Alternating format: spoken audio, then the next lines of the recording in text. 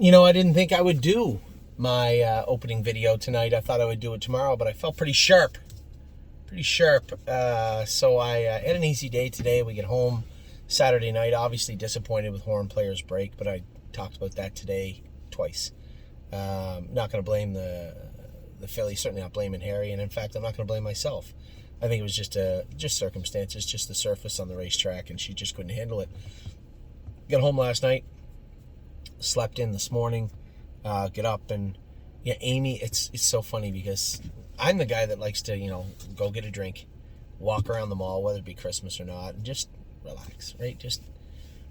I think it's just my way of my mind just rearranging and reorganizing everything, and I need downtime to do it. And she gets stressed when she goes to the mall. I don't know why. She hates shopping, and I don't, to be honest, but we are going to a wedding tomorrow, so she had to go shopping for a pair of shoes, which would be, I don't know, going shopping for a car like normal people. She just can't make her mind up. She doesn't like the whole process. She doesn't like it. So God love her. We got it all done. Today. I come home, did my videos, talked about a number of horses, and was going to wind down the day, and then realized that there was still some sun up. So we have horses. So Coupe de Ville has already raced great. Tactical Mounds was a winner today and looked fantastic. And then we have the whole rest of the order. I'm forgetting a horse here. Who's it coming up here tonight? Fish is about to race in Batavia. So good luck to everybody, Steve and everybody else that has ownership in Fish. She is on fire right now and in a sire stake race tonight. That's what Coupe was in tonight too. A lot of these horses now, not Fish, but a lot of these horses like Coupe in Ohio and Pennsylvania, we were trying to manage, and just Ohio, we were trying to manage them so they could race in the Constellation and the Buckeye Final. We swung and missed. They all made the final, it seems like. I think we have 3 horses racing in the final, if I'm not mistaken, at least 2. But you know what? It's because we've had a good year also. Very, very happy with the way things have gone this year. Very impressed with our 2-year-olds. Not just the way they performed now, but how they look like they could perform next year. We knew, Carter Michael Dio get injured, but he's going to be a good horse, right? He's going to be a good horse. And a lot of the horses from last year came out and raced well. Crantini, obviously wasn't a Breeders' Crown horse or a Hamiltonian horse, but did well. His last 8 starts, I think he's at $35,000 made.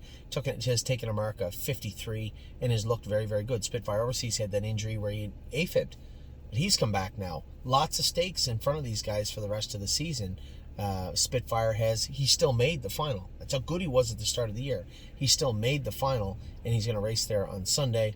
Crantini's going to race in the Constellation on Sunday. It's just this is the time of year when everything culminates, right? All the work we put in showed up all season long. We had a number of horses. I think we were just about to come up on top of 32-year-olds that took lifetime marks out of the horses that we broke. I think we broke, 50 some, maybe 60, 50 some. But those are horses that took lifetime marks. And we have horses that didn't. I think pretty highly of a Flash Fly. I think she's going to be a nice 3-year-old. Didn't take a 2-year-old mark. Not yet. A number of Pull the Shoes didn't take a 2-year-old mark yet. She might this coming Wednesday. And I came on here 2 weeks ago and I preached about how the 2-year-olds are really pulling their weight, and the racehorses really had to sharpen up. They just felt flat. You go back and look, the video 2 weeks ago felt dull, felt flat, and they really have to start coming forward. Man, they must all have YouTube. Think of Galaxies has won 2 opens now in 3 starts that we've raced her. The other one, she just shut her air off. She was winner in Northfield in 50-2. She was winner at the Meadows in 50-1 last week and looked absolutely fantastic. JK Victory, well documented. I thought he was going to be an absolute Titanic of a purchase. His first 3 or 4 starts, you're like, oh my God, this looks terrible. So we pumped the brakes and just said, you know what, Indiana just opened. Let's send him back to Indiana, where he's from, where he's bred, where he raced well, where he's comfortable. Send him back to the guy who actually trained him there, in Ron Burke. Fast forward to the 2nd and 3rd weeks of August, a winner in the Open. Both days. He was a winner 2 weeks ago in 49-4 for Ronnie Wren. And last night, he beat Ponda Warrior, who won the Dan Patch, beat Line Drive Hanover and all the best horses in the world. Ponda Warrior beat them. Big Cinderella story. Good for them. It was fantastic. The horse looked great. Put him in to go the next week. He probably was 1-5. We beat him. Now he's not going to give us any of the Dan Patch money, but we beat him with JK Victory. So what a turnaround. He went from being a horse that looked amazing to a horse that just couldn't do anything right in Mohawk and Ontario, to a horse that returned to Indiana, the prodigal son returning, so to speak, and the horse just exploded forward and now looks like one of the better horses in the state of Indiana right now. That's the horse we bought. So congratulations to everybody that rode that wave out. I truly appreciate the patience. The one thing we all have to remember is when you buy good horses, there's usually a place to race them, right? JK Victory was not a fluke at 3. He was a good horse. A lot of our horses are good horses. Now, Thinking Galaxies might have been a fluke for us. We certainly didn't buy her to be an open mare. Just bought her to be a filler, and she's gone 2 of the best races of her life in her last 2 races. I guess that's not true. Mark was second to Test of Faith in the Empire Breeders with her, but definitely huge miles. For her first, I would wager, bet, maybe I'm wrong, I don't have it in front of me, it's easy to find out, probably her first 2 open victories of her life were 2 of her last 3 starts. So definitely come alive since joining the burn. Yo Mister, I caught some flack in the winter from people saying you paid way too much money for an Indiana bred. Verlin Yoder's no dummy. You guys, you might be a while getting your money back for this guy. No, you're right. It took 6 months, 7, 8 months to get our money back. The horse has been a tremendous horse. Not only a nice horse for us, but then to go out trotting 50-2 at the Red Mile, it's fast, but he only made $2,500. Wait, you're going to race him where? The Greenville Fair. Don't know about that, but okay. And first start ever on a half-mile track, and he breaks the track record. This is off of year. Don't ever forget the year Kings County had last year, and he's not gone anywhere. He just hasn't put up the numbers this year he did last year. A very, very good horse still. Looks like money, might be injured right now, but has made like 100 and some thousand, 160,000 or something this year. Trotted in 150 and has been a flagship horse for us all year when we were trying to get these other horses up and going. So, been very fortunate with the horses we have had, right? And then you look at the horses that are coming after them, right? Tactical Mounts. This filly could be any kind of horse moving forward. We planned on breeding her, but Magna said, geez, I'd really like to race her at 4. I'd really like to race her at 4. And I'm like, I'm pretty sure we're going to breed her. The gentleman that bought her bought most of her, at the sale as a 2-year-old. They anticipated breeding her, and it'll be up to them because that was the deal we made. Man, I'm starting to side with Megan. This filly's a freak. So I don't know what's going to happen, but man, she has looked some kind of good. And backtracking, we talked about horses that were kind of down and out, and you didn't know, are they going to come back alive, right? Are they going to be all right? Or is that it? Or is they just, we've seen their best days and now they're on, a path, a trajectory downward. Patrick the Piranha was on the top of that list. Jessica picked off in 50 the other day. We are very lucky in the sense that we get to move our horses around. If he's not doing or he's not getting in Plainridge, let's take him to the Meadows. Boom, horse takes off. Doesn't always work that way. We took Atlas Hanover home to Ontario, and boom, it blew up in my face. So he's back in to go. We got to find a spot for him. But again, a talented horse that is paced 49, raced against good horses, been in the Little Brown Jug, been in some of those bigger dances. He'll come back to life. That's the one thing, the one difference about buying good horses and okay horses. The good horses were already there. They already know how to get there. They already were there. They already know what it feels like. They're just not there right now. Whereas a bad horse never was there. Probably won't ever be there. And the expectations that they will are unfounded and generally lead to, frustration and anger. So we did luck out with Think of Galaxies, but JK Victory, Yo Mister, Patrick the Piranha, No Free Lunch has come back to life. Here's a horse that did injure. And again, we can never group horses into large swaths. Say, this horse had this injury, so that horse had the same injury. They're not the exact same injury. We've had lots of horses with suspensory issues that have not come back good at all. Lunch, starting to come back alive. We have had horses that have come back to life. We just need to find the proper way to rehab the proper injury. Lunch's injury is much different than different lag, different gait, different horse, different body type, different size than Looks Like Money. But we do know how we rehabbed him, and he is starting to come back to life now. Kings County had 2 of them. Not 1, but 2 before we got him. But he was rehabbed properly. He was brought back. And they never bothered him again. So I think that's important for everybody to understand. Then we have other horses that just seemingly bounced up. They were stuck in a rut and took off.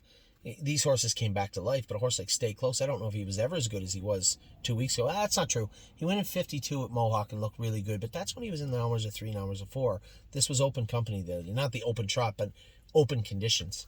And got chewed up bad. You want to see what he's made of? You're going to find out what kind of horse Stay Close is in the next week, because he just got KO'd in Scioto. 9-hole, parked the whole way, trotted 53. A weaker horse would have left pieces of his soul all over the track and probably would come out and race poorly his next start. But I would bet, as the old guys would say, dollars to donuts, that horse will race fantastic his next start, because he's a fighter. He's a fighter. We have a number of 3-year-olds that we are going to be listing up for sale this week. Got a lot of people emailing me wondering, what's your reserves? What do you think? Who's in the sale? We have 7 horses in the sale. Want to get this right? We have 7 horses in the sale. Let me get out of here and into here. Make sure I get this right. Austral Hanover is in the sale a week from Tuesday. Activation, yes, he's a 2-year-old, is in the sale a week from Tuesday. Worth noting, because there are people on here that watch these videos that are not our clients. Every one of these horses is sound. Every one of these horses is sharp. Activation, we're selling him. He's going into the Stallion Series. Now, I will preface this entire statement with one thing.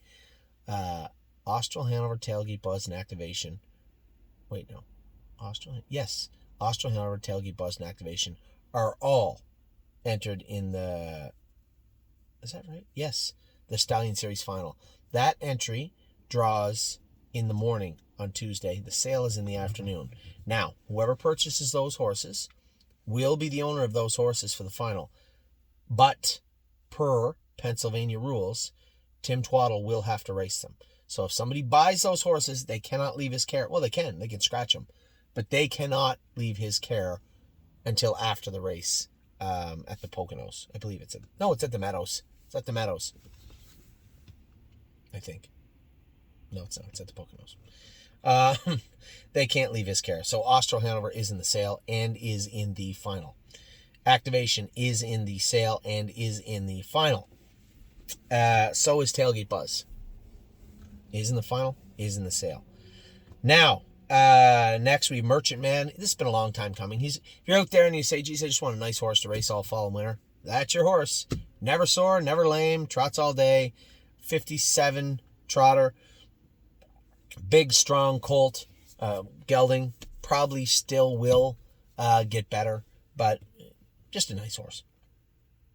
My 1%, very similar, a little faster though. He's tried a 55 and a piece, 56, taking a mark of 56 on a 5/8, 1.5 mile track, 1 on a 7/8. In fact, he's won on every size track except a mile track. Every size track in Canada, he's taken a win in. It's very important also. Tailgate Buzz, as I said, is in the sale, and what a mission. One of the most interesting horses made a break in the Sire Stake elimination. We were trying to get him in the Sire Stake consolation last night. He made a break in his division of the Sire Stakes. Is guaranteed in the consolation, in the Stallion Series final, and only has 3 lifetime wins. Now, this is 4, but one of them was at a fair. He got around a fair. He gets around any size track. Just an honest to goodness, nice trotter to be around. He's a little bit different because he only has the 3 wins, so we're going to be watching his sale a little closely. What I mean by that is, there's going to be no giveaways. If you're out there saying, I'm going to steal one, nah, not one of these, you're not. These horses will have, I would say, just a tick north of fair market value prices on them. I want a seller's price for horses that are going into stake races. Coupe de Ville fits the Sire Stake final now, or Sire Stake consolation and the Buckeye consolation. She can race them both, and should decimate the Buckeye consolation, I would think.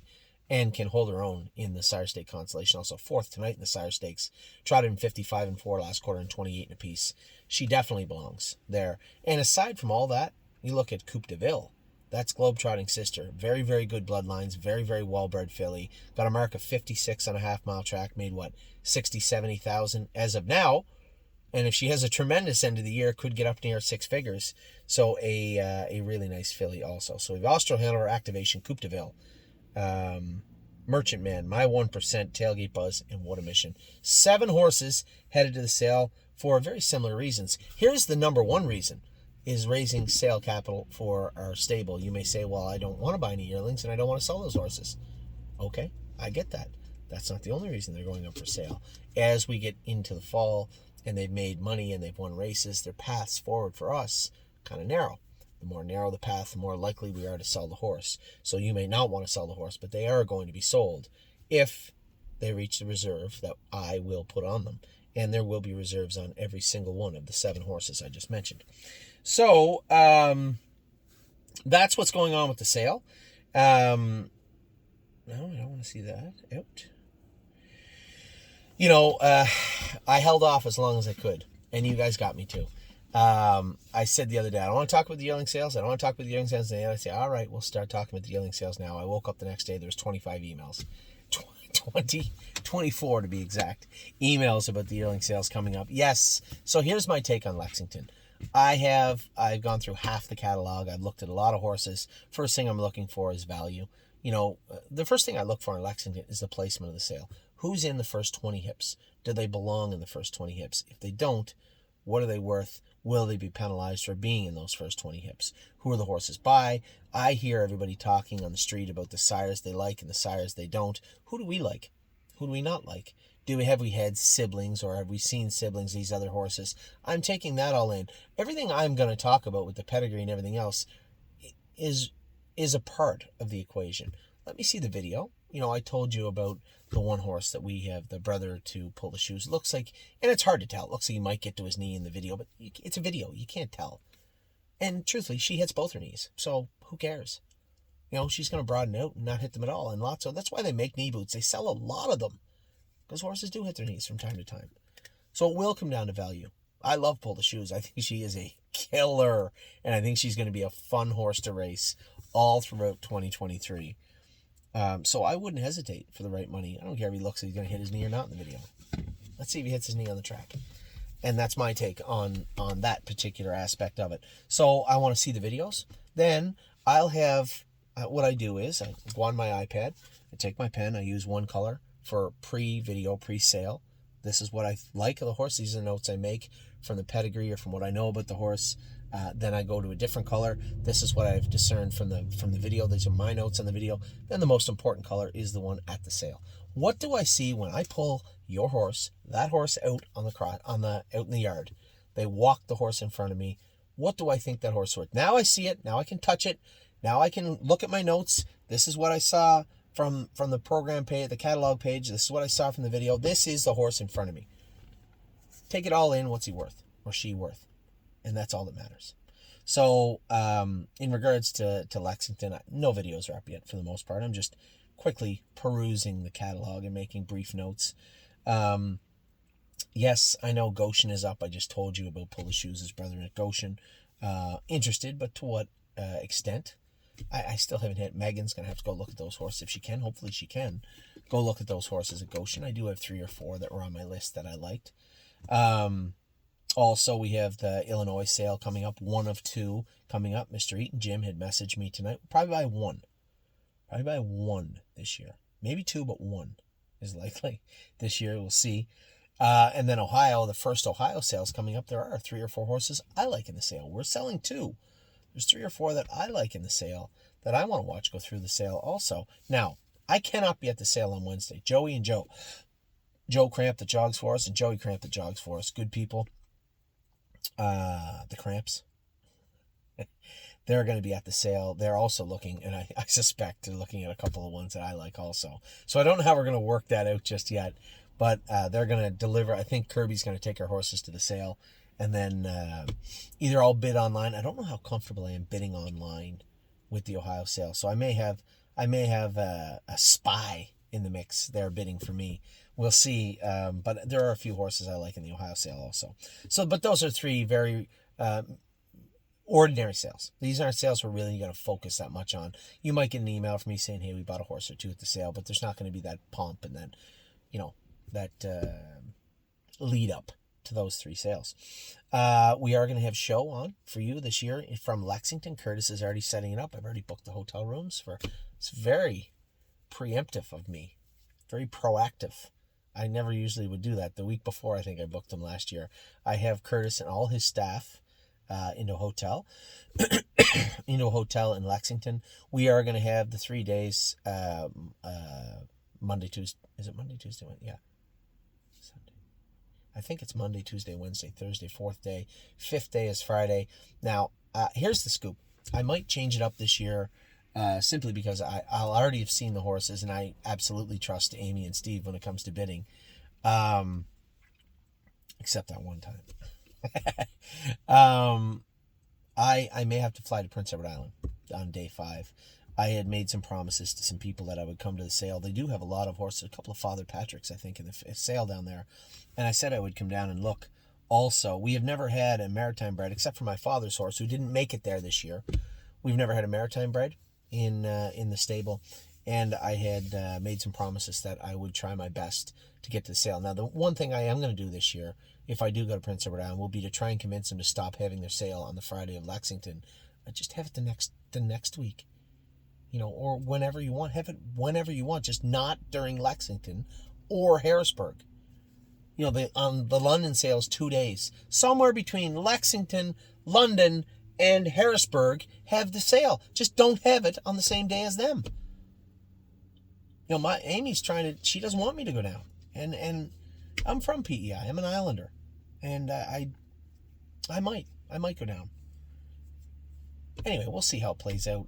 If my father comes to Kentucky with me, which I hope he does, if Dad comes to Kentucky and is looking to fly home from Kentucky, then I'm even more than likely to go to PEI for the sale in PEI, which would be the last day of Lexington.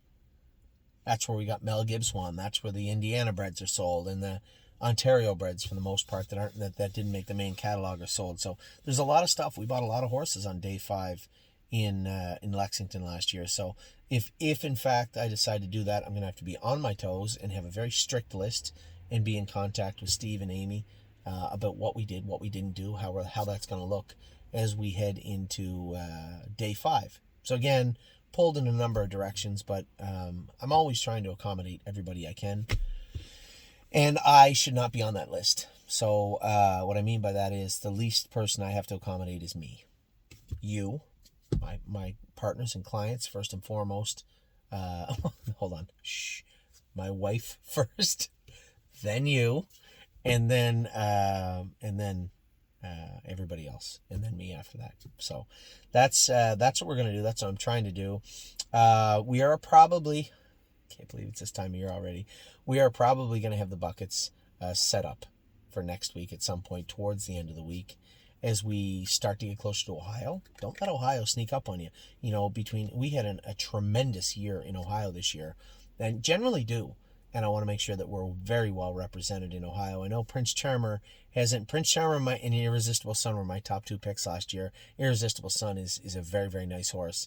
And Prince Charmer, I think he could be one of our better 3-year-olds if everything works out the way I think it will heading into next year. He looks very good, so I can't wait to see him come back also. So Prince Charmer and Irresistible Son were our top picks. Sedona Hill was a great pickup. Purple People Eater, that whole family. I've already had people ask me to go look at Purple's brother, I think, and Pete's brother, and I'm going to look at them all. But I know I had a lot of hate mail when I didn't buy Pete's brother that time. I don't think it worked out that bad for us, if I remember correctly.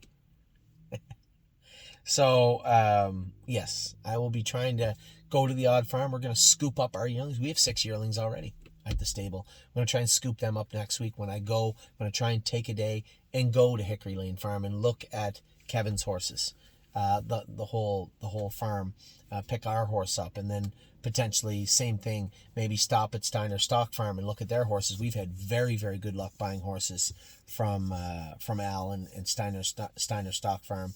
So I'll probably stop by there also at some point. Just kind of make my way along. Last 2 years, I made my way out to the other farm. Oh, jeepers, I can't think of the name. Really nice. If I have time, I'd love to do all this, and hopefully I can make some time to do it. But you have to get the yearling at Hickory Lane anyway, so I may as well go look at Steiner and Hickory Lane when I go get the yearling. Swing by Midland Acres, look at some of theirs, pick up Muscle Chrome's baby. Grab the 2 horses from Sugar Valley Farms, look at his horses. So there's 4. And then we have the horse to come in from Pennsylvania and the horse to come in that we bought, Castiel's brother that we bought. So with that, a little longer opening than I thought, but I was happy. I had a good sleep last night, feeling really refreshed, just so happy with the way things have gone. You know, I have to say that there's going to be people out there say, well, I'm not happy because you had a bad week. But if you step back and look at us as a team, us as a group, us as the stable.ca, we've had a tremendous year. We've had a tremendous week, and hopefully we continue to have things happen well for us into the fall. We are looking, I know there's a lot of people out there wondering, well, I want to get in on the next aged horse. We are always looking for horses. We are generally bidding on horses. I'm going to be bidding on horses in Ohio. The catalog is down there. I want to look at those catalogs tonight, go through them, and see if we can't find maybe something that suits us in the aged variety also. So yearling sales coming up, aged horses. We have some sophomores that will be going out, new horses coming in. So everybody be on their toes because it's going to happen really, really quick here when the yearling sales start happening. So with that, I hope you had a wonderful week. I did have a pretty good week. I have had a very good day. Wedding tomorrow. Congratulations to Preston and Emily. Going to their wedding tomorrow. Preston is our blacksmith here in Ontario. Emily, one of our caretakers, and a very, very good caretaker. They're going to tie the knot tomorrow, and Amy and I are going to go to the wedding. So, a great day, a great weekend, and a great day all around. I will talk to you all very soon. Take care.